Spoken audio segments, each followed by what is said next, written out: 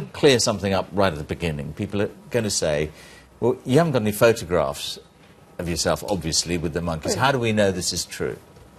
I'm going to the jungle, back to the jungle, and with the film crew, and they got researchers, and I will be spend some time there, and then I find my family. I will find my family. I send. When you say you find your family, the family of monkeys. I will send, yes, and other family, like I send the DNA to Colombia, so hopefully when I go back, everything will be prepared and done for me. So, all right, so it's a long life you've had, and this happened, I mean, when you were 5 years old. As I said, you're in your 60s.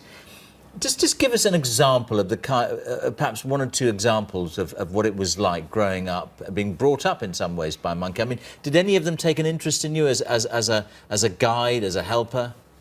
No, they didn't, but they want me to groom it. And we used to share the grooming and playing and poking, you know, the things we do, stealing stuff, because they don't share things with you.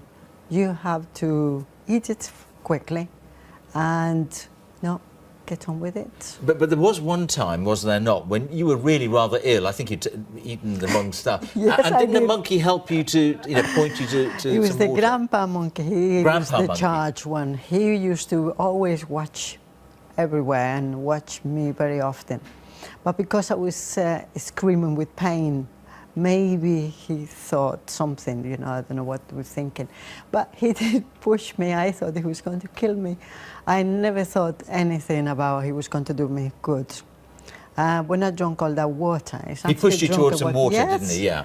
After I've drunk the water and I vomit, and I felt really good, but I was looking into his eyes, and he seems to be a nice monkey, He seems to be, he didn't mean to do me harm. All right, Vanessa, I mean, actually, the business of writing the book, in fact, the idea of writing the book was really yours rather than your mother's, wasn't it? Mum's never thought her life was anything special or worth writing, so I had the time to do it, and so I did it as a family project, mainly so we could keep the story, pass it down.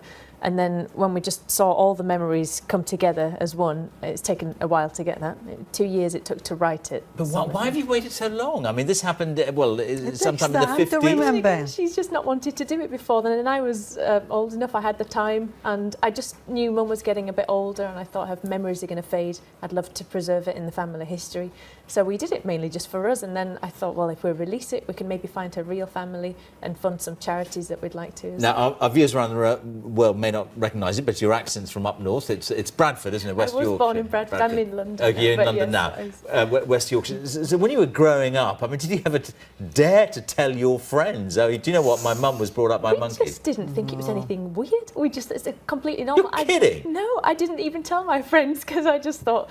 What's any different between your mum and my mum? And my friends absolutely loved Mum. They were like, she's amazing. Oh, come on. You never told your friends that your I did. Really? It's only now that people are going, that's amazing. It's like, oh, yeah, this is the story. But growing up, and my friends also who came around who knew about some of the jungle side, who, I might have slipped it out, they were like, oh, yeah, that makes sense.